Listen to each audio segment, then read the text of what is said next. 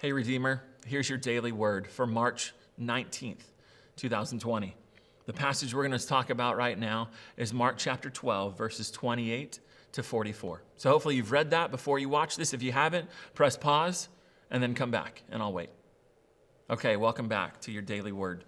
Take a look at the passage. There are two things I want you to notice, because there are two passages really that it talks about. The first is the great commandment, right? You read it. Love the Lord your God with your entire being and love your neighbor as yourself.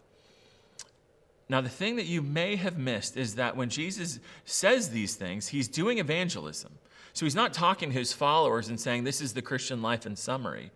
He's talking to someone who's asking about eternal life.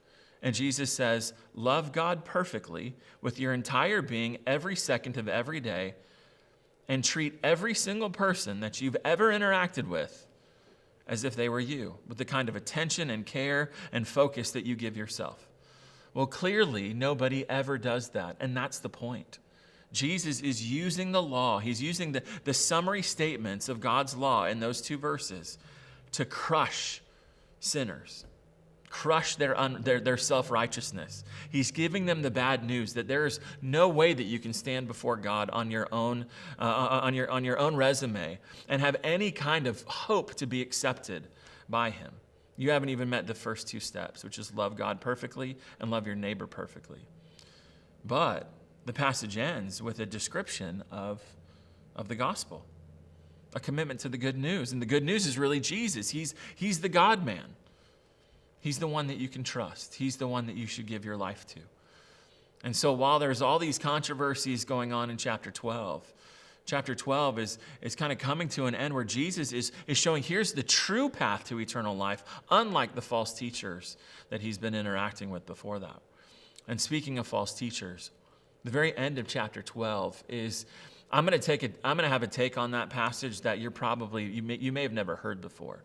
So it's the passage where there's the lady that gives her last 2 pennies and she puts them in the offering. And you might think that Jesus is commending that, but I'm going to argue that he's not. If you look at the paragraph right before the passage on this woman, what you notice is that Jesus is talking about false teaching. So he explains false teaching, and he's saying, hey, you guys need to be aware of false teachers. And then the woman is an example of what false religion does. False religion takes advantage of widows. False religion teaches widows that if instead of eating, you give your last 2 pennies to the temple or to the work of the ministry, God will bless you. Now that kind of lie still happens to this day.